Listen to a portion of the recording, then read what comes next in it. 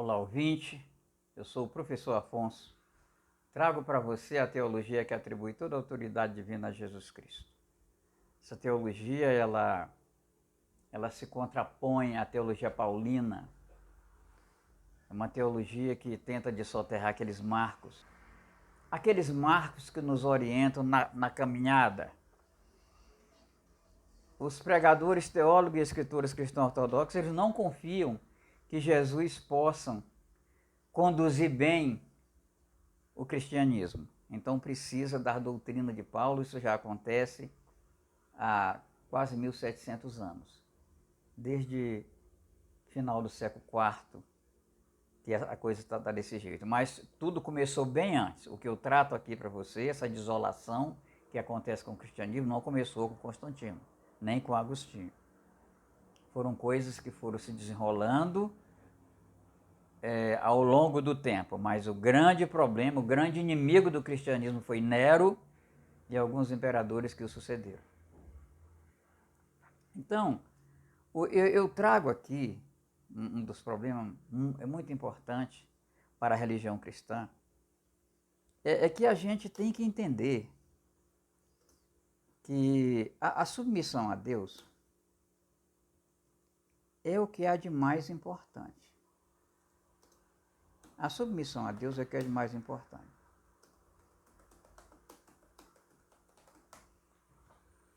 Ninguém consegue imaginar uma religião em que as pessoas não são submissas à lei de Deus. E o cristianismo, através de Paulo, no cristianismo, através de Paulo, das cartas de Paulo, o cristianismo, ele é, digamos assim, a anomia. O que é a anomia? A anomia é a disposição de não andar na lei de Deus. O ensino cristão, baseado nas cartas de Paulo, é, em primeiro lugar, contra a lei de Deus. E o meu assunto é sempre este. Porque eu quero te convidar a andar na lei de Deus e ser submisso a Ele. Eu quero te convidar para isso. Então, a lei de Deus são os 10 mandamentos. A lei de Deus são os 10 mandamentos. Ela é responsável pelo processo civilizatório da humanidade. Por que é que pregadores, teólogos e escritores cristãos ortodoxos falam tão mal da lei de Deus e as pessoas não saem por aí desobedecendo os 10 mandamentos? Porque o Estado não deixa. O Estado moderno de direito, ele recepcionou 7 dos 10 mandamentos, do 4º até o 10º. Então não adianta, eles pregam e nada acontece. Mas será que eles queiram que aconteça? Claro que não. Claro que eles não querem isso. Claro que eles não querem isso. Por que eles pregam? Porque não tem nada para fazer. Ele não vê importância em mais nada. Eles querem que aconteça uma anomia que destrua a humanidade? De jeito nenhum. Por que então que eles pregam? Porque eles são submissos ao apóstolo Paulo. Mas será mesmo o apóstolo Paulo que eles são submissos ou a Nero? Ou será mesmo a Nero ou não tem uma entidade mais forte por trás? Então é isso que a gente precisa entender. Por que se prega desse jeito? Quando a gente diz, vocês pregam contra a lei de Deus, o cara diz, não. Nós pregamos contra costumes, contra circuncisão, contra comida, contra essas coisas. Não é verdade. Eu vou trazer aqui vídeos eu vou trazer vídeos aqui de grandes pregadores como referência bibliográfica para dizer que ele se insurge contra os 10 mandamentos. Por que isso? Porque eles imaginam o seguinte, que uma vez que a gente está em Jesus Cristo, que a gente crê em Jesus Cristo, todo tipo de pecado cometidos e a cometer já estão perdoados. Como é que é? Isso mesmo. Todos os pecados cometidos e os a cometer já estão totalmente perdoados. Essa é a principal doutrina paulina. Isso é complicado. Isso é complicado. Agora, eu pergunto para você, por que essas coisas, essa pureza das cartas de Paulo, estão aí há 500 anos, retornou com a reforma, com muita força? Por que ninguém vê isso? As 70 semanas de Daniel mostram muito bem que nós estaríamos sob uma desolação terrível, do abominável da desolação, que nos fariam andar exatamente nesse caminho. Nero, inspirada pelo marido, e nos colocar nesse caminho. Lá em Gênesis 3, quando o maligno diz para os nossos pais, se você desobedecer a Deus, você não vai morrer. Foi apenas um encontro e uma instrução que foi, sem dúvida alguma, a coisa mais terrível que aconteceu à humanidade. Ou seja, a anomia e uma pequena conversa. Nossos pais disseram, olha, se a gente desobedecer a Deus, a gente vai morrer. O maligno diz, a serpente diz, certamente vocês não vão morrer, quem garante sou eu. E a partir daí surgiram todas as medidas necessárias para que se evite o pecado. E ainda o remédio para que se trate do problema do pecado que seja inevitável. Agora, isso no início do Antigo Testamento. O início do Novo Testamento, o início do Novo Testamento, nas cartas de Paulo, a anomia, a contraordem da lei de Deus, ela vem no atacado, ela chega num trem cargueiro, é muita anomia. O livro de Daniel qualifica o Império Romano como sendo o agente do abominável da desolação. Como sendo o agente, como sendo aquele que promove toda loucura inspirada pelo maligno. Para que a anomia, o desrespeito à lei de Deus, seja pregado como principal objetivo do povo santo. Seja pregado ao povo santo como principal objetivo. Mas Deus é Deus. Quando a reforma veio com toda a força, trazendo a anomia num trem de carga, o Estado moderno de direito viu que aquilo não ia dar certo. Recepcionou 7 dos 10 mandamentos. Deus sabe todas as coisas. Por isso, pode pregar à vontade. A força do pecado é a lei. Se não fosse a lei, eu não tinha pecado. A lei foi enfraquecida pelo pecado. Aqueles que estão em Jesus Cristo estão livres da lei. Deixa eu te fazer uma pergunta. Você gostaria de se livrar da lei de Deus, que são os 10 mandamentos? Gostaria? Deixa eu repetir, se você não entendeu. Você gostaria de se livrar da lei de Deus, que são os 10 mandamentos? Pergunte para pregadores, teólogos, escritores cristãos ortodoxos, se eles gostariam. Ah, mas você já viu que eles pregam também a obediência à lei? Eu também já vi. Por quê? Porque o povo que está sentado ali, se continuar pregando só as doutrinas de Paulo, o povo vai todo embora. Então, gente, é preciso crer em Jesus Cristo. Mas quem é esse Jesus Cristo? Precisamos definir Jesus Cristo. Sempre. A grande pregação do Evangelho é definir Jesus Cristo. A grande pregação do Evangelho é definir Jesus Cristo. A igreja primitiva, ela não tinha homens sábios. Ela era formada por pessoas muito simples. A única coisa que elas sabiam muito bem era definir Jesus Cristo. E eles fizeram isso durante 3 séculos. E a igreja avançou como um fenômeno até ser alcançada pelos intelectuais paulinos e serem aprisionados, sequestrados.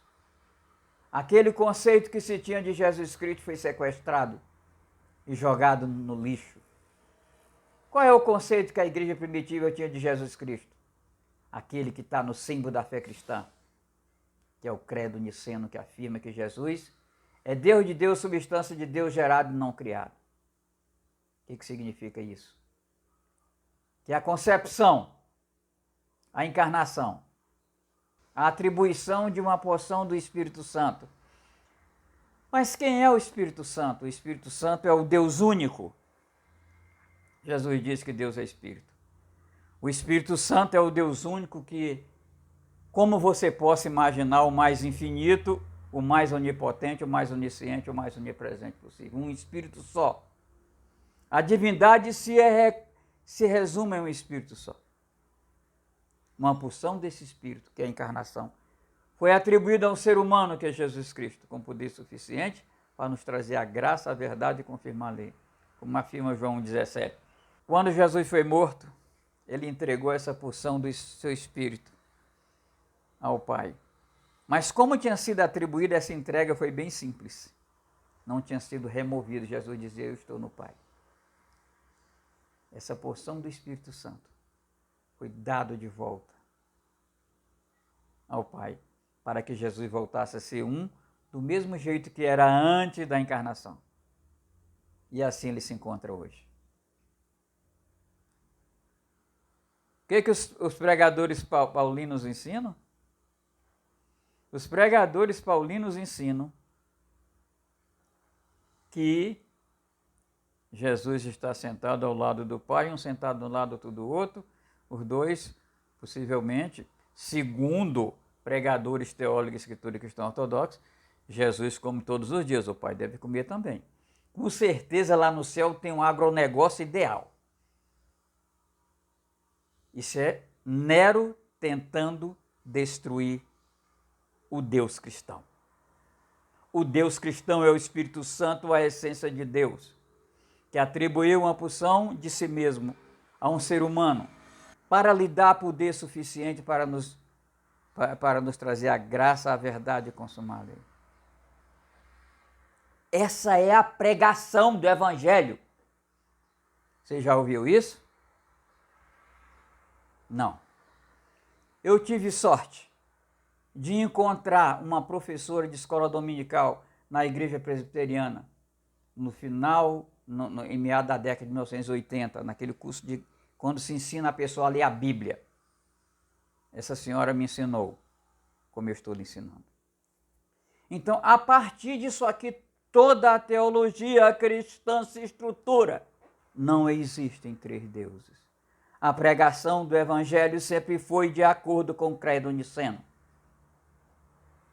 Depois do credo niceno fizeram concílios, derrubaram o credo niceno e disseram que Jesus, o Espírito de Jesus é um espírito humano, ou seja, ele pode ser no máximo um herói.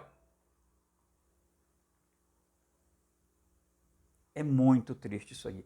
Essa é a pregação do Evangelho, é isso que Deus espera de você, é o que Ele espera de mim. Nada mais, nada menos. Por isso, quando alguém disser, você recebe Jesus Cristo como Deus? Os paulinos perguntam, você recebe como um único e suficiente Salvador? Não vou contestar, não vamos nos dividir por isso. Mas, se o credo de Nicéia estiver certo, você recebe Jesus Cristo como Deus? Essa era a pregação dos cristãos analfabetos dos primeiros 3 séculos. Era essa aí. Deus não espera nada mais de você em relação a ser um missionário. E, obviamente, você viver como Jesus manda. Então,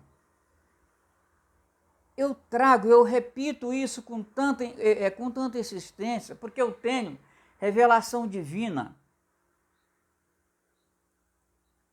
para desvendar o livro do Apocalipse, as cartas de Paulo e o livro de Daniel. As cartas de Paulo precisam ser desvendadas? Precisa. Elas foram adulteradas por alguém muito louco, muito astuto, uma antiga serpente, para parecer lindas, e são. Mas elas não foram substituídas, elas foram apenas adulteradas. Coisas boas que Paulo escreveu estão lá, mas ninguém vê nenhuma contradição. Não, eu vejo, mas por que não? Ninguém mais do que o apóstolo Paulo prega a soberania de Deus, sobretudo para detonar com os judeus, para destruir o Antigo Testamento. Soberania de Deus. Quem é você para falar isso? Se Deus está falando que a lei não vale nada, que a lei foi enfraquecida, que a lei, a força do pecado é a lei, se não tivesse lei eu não teria pecado. Quem é você? O vaso não pode dizer para o oleiro, por que tu está me fazendo desse jeito? Não pode. Essa é a soberania de Deus, segundo Nero. A soberania de Deus é importante? Claro que é. Mas tem regra. Deus não obedece regra. Como é que é? É preciso que a gente entenda que o cristianismo, para ele ser pregado como Jesus disse que ele vai ser pregado, é preciso que ele seja pregado como eu acabei de te dizer que ele deve ser pregado. Já tem uma prova que ele dá certo? Já. 3 séculos de sucesso. E o cristianismo de Paulo sempre se acabou. Nós estamos acabando com o cristianismo de Paulo, graças a Deus. Essa é a questão. Está se acabando no mundo inteiro. Porque ninguém aguenta a noção, essa noção de Deus cristão que Nero nos ensinou. E que não foi Nero, vocês sabem disso. Então, é isso que a gente precisa entender. A gente precisa entender. Eu prego isso com tanta insistência, porque os pregadores, teólogos e escritores cristãos ortodoxos paulinos ainda não descobriram que para a salvação há uma senha. A senha para a salvação é fornecer comida, bebida e abrigo. Jesus afirma isso. Tive fome, me deste de comer, tive sede, me deste de beber, tive nu, me vestiste, tive preso, me visitaste, tive enfermo, me visitaste. E você receberá um tabernáculo, um abrigo eterno. Não é estranho que se pregue tanto que se evite comprar salvação? Não é estranho isso, não? Eu considero estranho. Eu considero muito estranho. Ah, você está comprando a salvação. Não tenta agradar a Deus, porque Cristo Jesus não deixa. Que história é essa? Não tenta agradar a Deus, porque Cristo Jesus não deixa? Você pecou, você não pode agradar a Deus. Como é que é? Não. Gente, eu sou curado de câncer, insuficiência cardíaca, osteoporose e cegueira por anjo do Senhor. Eu não vou pensar que Deus está brincando quando me diz que o livro do Apocalipse foi editado. E eu corri atrás da edição, da prova da edição e das marcas. E com isso o livro do Apocalipse se resume à metade. Para mostrar que Deus é Deus e que a Bíblia não está fechada. Gente, eu quero agora dizer para você uma coisa muito importante. Eu trabalho com visão geral, com ideia geral. Trabalhar com ideia geral, a gente sempre passa pelo mesmo ponto, quase todas as vezes, aqueles pontos que são muito importantes.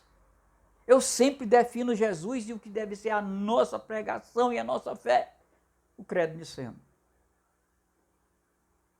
Pregadores, teólogos, escritores cristãos ortodoxos, eles costumam dizer que cada letrinha da Bíblia é a palavra de Deus. E Deus tem que submeter aquilo, mesmo que seja algo composto por Nero, seus assessores e seu inspirador. Deus nos deixou dicas, vestígios e pegadas para que a gente o siga com fé e prática. Gente, eu queria tratar de um assunto, entrar agora, essa parte inicial. Essa parte inicial já está, como eu diria, já está. Eu quero que você entenda que o que eu quero falar com essa parte inicial é dizer o que é a pregação cristã. Essa é a pregação cristã, definir Jesus. Mas tem 3 pessoas, Pai, Filho e Espírito Santo. O que vem a ser o Espírito Santo que os pregadores, teólogos, escritores cristãos ortodoxos tanto pregam e tanto o Novo Testamento se refere? E o Velho e o Antigo também se refere. Mas esse Espírito Santo, que na grande maioria é a influência de Deus sobre o ser humano, isso aí é o dom do Espírito Santo. E eu vou dizer para você como é que a gente faz para se apropriar dele. Agora vamos a um assunto que eu creio que seja central para explicar por que a gente vê tanta contradição entre o que eu ensino, que é obviamente o que o Evangelho de Jesus Cristo ensina, e o que os pregadores, teólogos e escritores cristãos ortodoxos ensinam. Para você ter uma ideia, a internet está cheia de pregadores dos mais renomados pregando escatologia, que é sobre os fins do tempo. Estão dizendo, é para já, é para agora. Olha, Jesus vai voltar agora. Não sabe nem o que é volta de Jesus, mas vai voltar agora. Está vendo isso aí? Olha, aquele conflito que está acontecendo no Oriente Médio, Jesus vai voltar nesse instante. Olha, o que Paulo está dizendo aqui de Israel? Uma certa feita eu vendo um sujeito muito respeitável, um grande reverendo, fazendo um vídeo sobre a pandemia. Assim que começou a pandemia. Ele estava mostrando por A mais B que a pandemia era o fim do mundo, porque era universal e estava escrito que a pandemia, quer dizer, o fim do mundo vinha por alguma coisa que atingia toda a humanidade. Logo, logo esse cara teve 2 milhões de visualização. Você imagina o estado que a gente viveu na pandemia. E eu ainda ouvi o pessoal falando isso, e todos vão por aí. Todos indistintamente. Por quê? Porque são orientados pelas cartas do apóstolo Paulo, que foram escritas sob as ordens sob encomenda de Nero e outros imperadores romanos, e seus assessores, sob inspiração de alguém que batalhava, que lidava contra o príncipe dos príncipes. O que Jesus diz sobre isso? Eu estou querendo apenas mostrar para você como é grave você não mandar no Evangelho de Jesus Cristo. Você passa por cima de tudo e não vê nada. Porque não lhe interessa.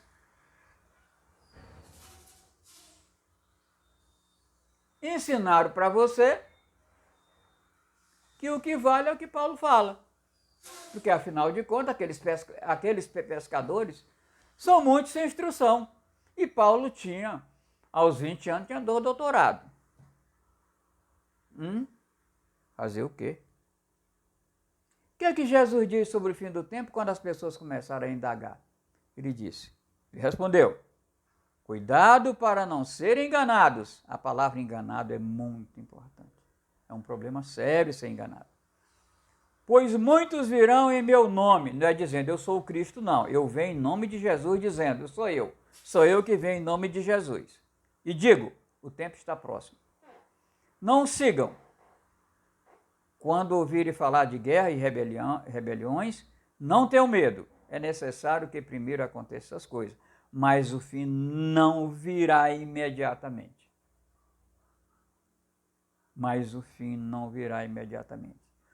Cuidado para não serem enganados, pois muitos virão em meu nome dizendo, sou eu. Não é dizendo que eu sou o Cristo, não. Mas qual a validade desse trabalho feito por Lucas? Lucas era um médico que alguns dizem, não, Lucas não se envolveu. Se envolveu como ninguém. Ele deixou o trabalho dele e correu atrás de tudo que aconteceu a respeito do ministério de Jesus Cristo, dos seus apóstolos, da fundação da igreja. Ele é um testemunho que, além de ele registrar o testemunho ocular, ele ainda investigava. Ele dizia, eu fiz uma profunda investigação. Então isso é muito importante. Repetindo sem comentários, ele respondeu, cuidado para não serem enganados, pois muitos virão em meu nome dizendo, sou eu. E o tempo está próximo, não o sigam. Quando ouvirem falar de guerra, rebelião, não tenham medo. É necessário que primeiro aconteçam essas coisas, mas o fim não virá imediatamente. Bom, gente, Deus é tão maravilhoso que o anjo do Senhor, quando eu orava, lamentando por só ter compreendido 5 de 22 capítulos de Apocalipse, me aparece um anjo e disse que o livro foi editado.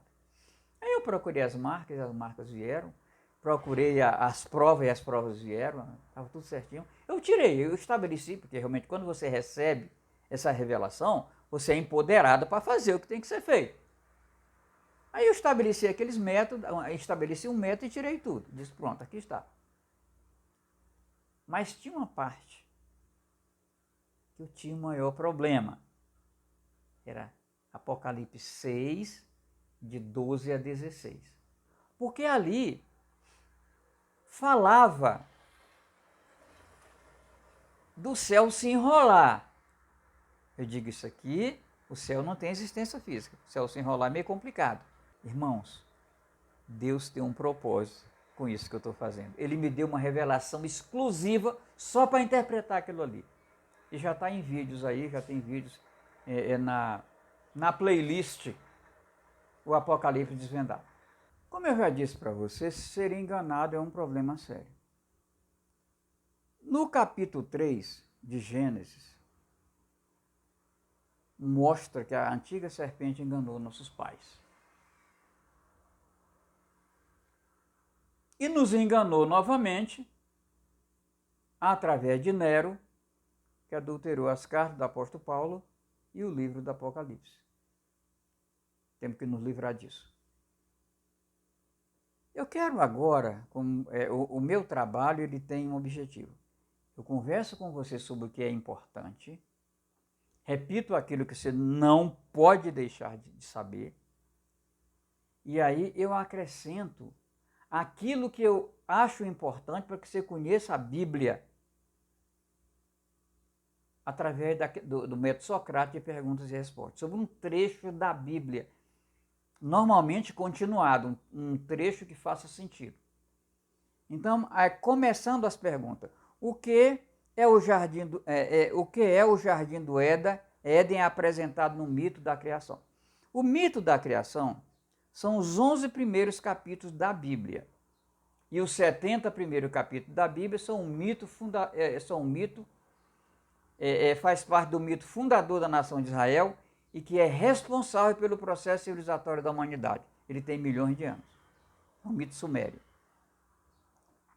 Então o Jardim do Éden é um modelo teológico para representar o céu, onde viverão eternamente os espíritos dos mortos, considerados dignos de tomar parte da era que há de vir e da ressurreição dos mortos. Quem diz considerados dignos é Jesus Cristo. Por que os pregadores, teólogos, escritores cristãos ortodoxos não aceitam? Porque eles acham que não tem ninguém capaz de ser digno, fazendo qualquer coisa. Não adianta, o ser humano já nasceu no inferno, a criancinha já nasceu demônio. A sua é assim? A minha não é. O que foi a queda do ser humano no Jardim do Éden? Gente, a queda foi justamente a desobediência. Quer dizer, o anomista, aquele cara que fez os nossos pais pecaram, os iludiu, pregadores, teólogos, escritores ortodoxos dizem que o ser humano ficou encantado e fez um pacto com o maligno, quer dizer, são completamente tortos. Os ensinos deles são tortos. Então, o que foi a queda do ser humano no Jardim do Éden? Foi a desobediência à lei de Deus, que está escrito. Quando a mulher viu que a árvore parecia agradável ao paladar, era atraente aos olhos e, além disso, desejável para dela se obter discernimento, tomou do seu fruto, comeu e deu ao seu marido, que também comeu. Gênesis 3:6.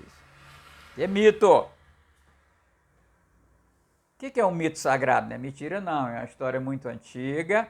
Os pregadores e teólogos cristãos ortodoxos dizem que mito é mentira, que a Bíblia não tem mito. Embora eles ensinem o mito da criação. Aí você já viu, né? Por que o ser humano desobedeceu à lei de Deus? A resposta é óbvia. Porque na sua constituição espiritual e física, a sua constituição espiritual e física o permitiram. Duvido que Jesus tenha realmente pecado. Nós pecamos porque a nossa constituição física e espiritual permite. Jesus, o Espírito de Jesus é um Espírito divino. Acabou. Não tem para onde. Então podemos afirmar que Deus criou o pecado. Esse é o argumento de pregadores, teólogos e escritores cristãos ortodoxos. Que Deus não pode ter criado o pecado. Não.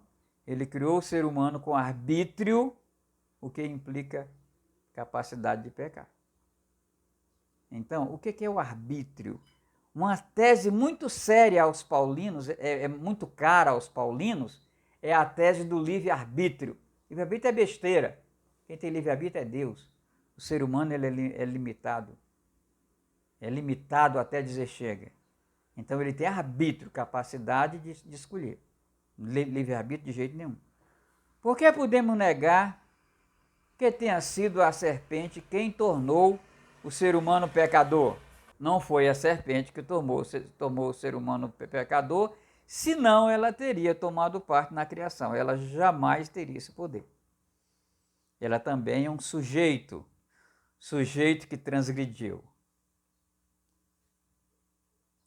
Pergunta, por que o pecado é tão grave? O pecado é grave mesmo? Muito grave. Porque ele vai contra o propósito da criação do ser humano. Ele nos afasta da presença de Deus aqui na terra e no céu. Ele nos tira da posição de submissão em relação a Deus, o que nos rouba o sentido da vida presente e da vida por vir. Então isso é o conceito, por isso o pecado é tão mau. Não procure seguir teologias ou filosofias que desconsideram o pecado. O pessoal costuma desconsiderar o pecado e, consequentemente, a morte vicária de Jesus Cristo. Não queira ser sábio bastante para chegar a esse ponto, porque Jesus tem um juízo muito rigoroso sobre sábios e entendidos. Qual o único remédio para o pecado cometido? O arrependimento diante de Deus. Jesus afirma, digo-vos que assim haverá maior júbilo no céu por um pecador que se arrepende do que por 99 justos que não necessitam de arrependimento. Existe justo que não precisa de arrependimento? Não. Não. Não tem ninguém justo que não precisa de arrependimento. Esse é um dos maiores princípios do cristianismo. Jesus está se referindo, quando ele está falando isso, aos sábios e entendidos que julgam não precisar de arrependimento. Aí vem o trecho bíblico que está em Mateus 11, 25 e 26. Naquela ocasião, Jesus disse, eu te louvo, Pai, Senhor do céu e da terra, porque escondeste essas coisas dos sábios e entendidos e as revelaste aos pequeninos. Sim, Pai, pois sim foi do teu agrado. Então, isso é maravilhoso. Isso é maravilhoso. Mas saiba de uma coisa. Quando Deus esconde, fica bem escondido. Quando Deus esconde, fica muito bem escondido. Porque escondeste essas coisas dos sábios e entendidos e as revelaste aos pequeninos. Por que que a igreja cristã primitiva, analfabeta, dos 3 primeiros séculos, predominantemente analfabeta, pregava tão bem? Porque ela dizia que Jesus Cristo, o Espírito de Jesus Cristo foi uma porção do Espírito Santo, a essência de Deus, atribuída a um ser humano com poder suficiente para nos trazer a graça, a verdade e confirmar a lei. Quando ele foi morto, ele entregou seu espírito para voltar a ser um com o Pai como era antes da encarnação. É maravilhoso. Essa é a pregação cristã. Quais as condições para que venha o arrependimento? Será que tem uma loja cujas prateleiras estão cheias de remédio que provoque arrependimento? De forma alguma.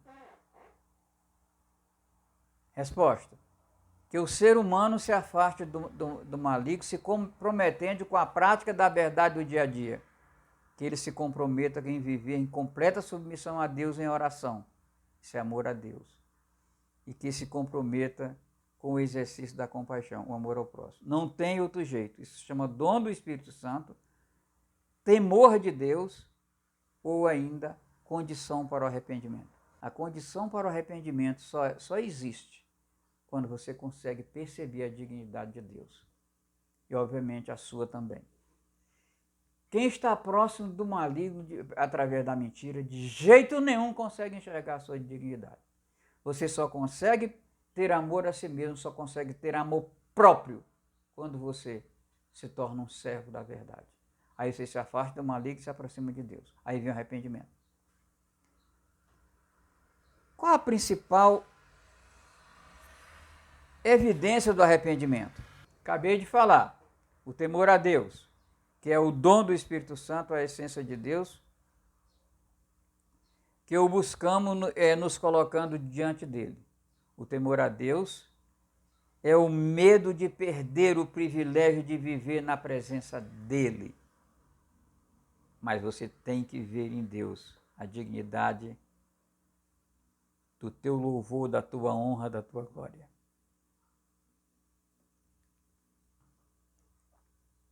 Convém lembrar que nos colocamos diante de Deus em submissão sempre do mesmo modo, na prática da verdade do dia a dia, na prática da oração e no exercício da compaixão. Isso é que eu chamo da experiência cristã, que eu te convido a viver essa experiência cristã. Convido também você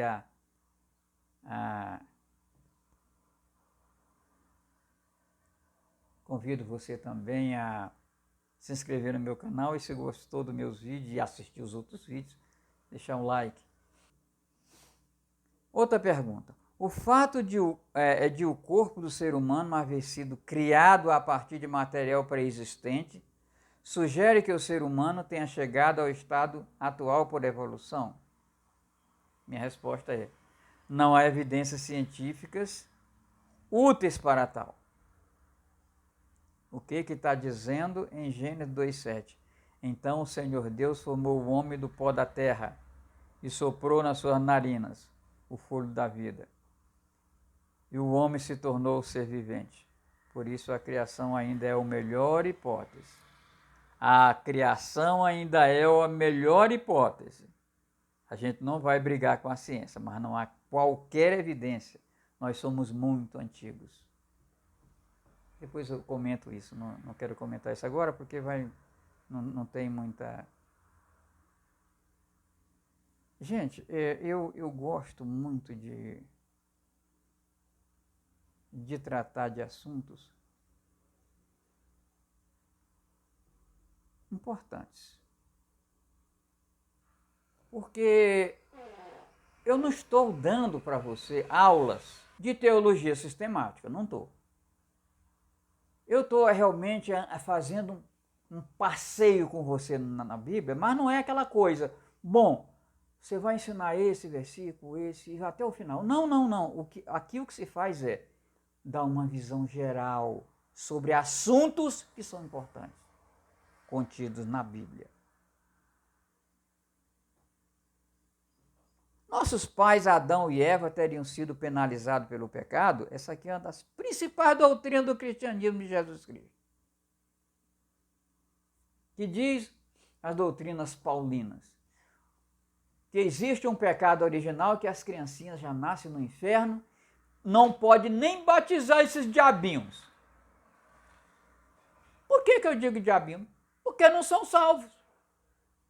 Os reverendos, quando apresentam, nas igrejas que permitem apresentar, eles se desculpam e dizem: pelo amor de Deus, irmão, nunca pense que essa criança é salva. Como? Se não é salvo, é demôniozinho. Pensa um pouco. Pensa um pouco. Então, vou repetir a pergunta. Nossos pais Adão e Eva teriam sido penalizados pelo pecado? Sim. A mulher perdeu a exclusividade de possuir descendência, passou a dar à luz a filhos que podem escolher pertencer à descendência da serpente. E sua descendência terá de suportar a dor da picada da serpente no calcanhar, representado pelo pecado por toda a vida. Uma das doutrinas mais importantes do cristianismo é o centro da vida cristã, e não é da vida cristã apenas. Os 70 primeiros capítulos da Bíblia são escritura sagrada para toda a humanidade. Até para os ateus? Para os ateus. Eles são obrigados a guardar 7 dos 10 mandamentos. Então, os 70 primeiros capítulos da Bíblia são escritura sagrada para toda a humanidade.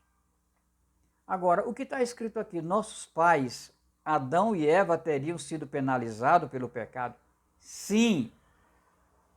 Vamos ver aqui esse versículo que é central para o cristianismo. Gênesis 3, 14 e 15. Foi o juízo que Deus aplicou a nossos pais. Isso aplicou também à serpente. Sobre o seu ventre você rastejará, e pó comerá todos os dias da sua vida, ou seja, nunca subirá, nunca ascenderá ao céu. Porém, inimizade entre a serpente e a mulher, entre a sua descendência e o descendente dela. Este lhe ferirá a cabeça e você lhe ferirá o calcanhar. Isso aqui é muito importante. Aqui é a primeira manifestação, a primeira referência direta ao Messias. Quer dizer, o que se estabeleceu aqui nesse juízo, nesse julgamento, nessa sentença? Que a serpente e a sua descendência jamais subiriam ao céu. E que um descendente da mulher esmagaria a cabeça da serpente. Mas todos os descendentes da mulher viveriam suas vidas penalizados pelo pecado. Por isso eu digo sempre, o pecado é um termômetro. Se o pecado não te faz mal, toma cuidado. Aqui está.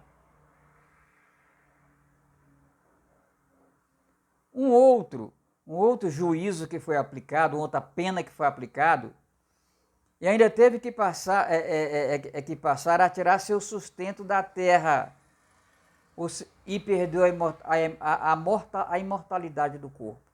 Com o suor do seu rosto você comerá o pão do seu pão, até que volte à terra, visto que dela foi tirado, porque você é pó e ao pó voltará.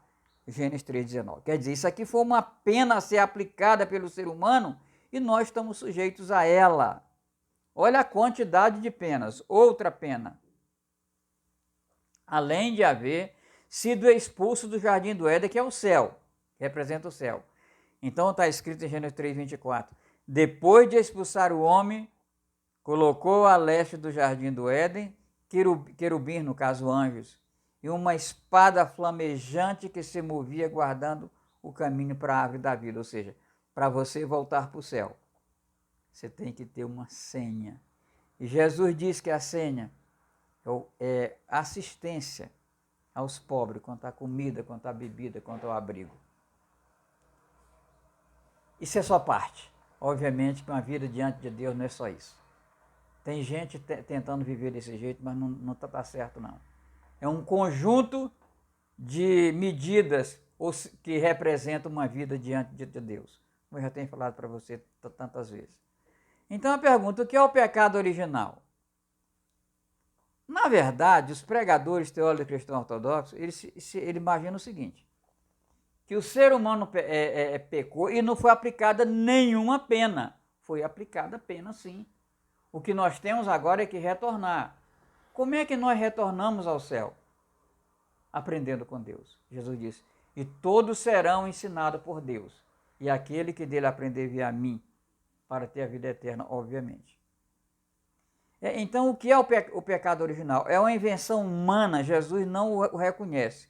Ele diz, cuidado para que não despreze um só desse pequenininho, pois eu lhes digo que os anjos deles, no céu, estão sempre vendo a face do meu Pai Celeste.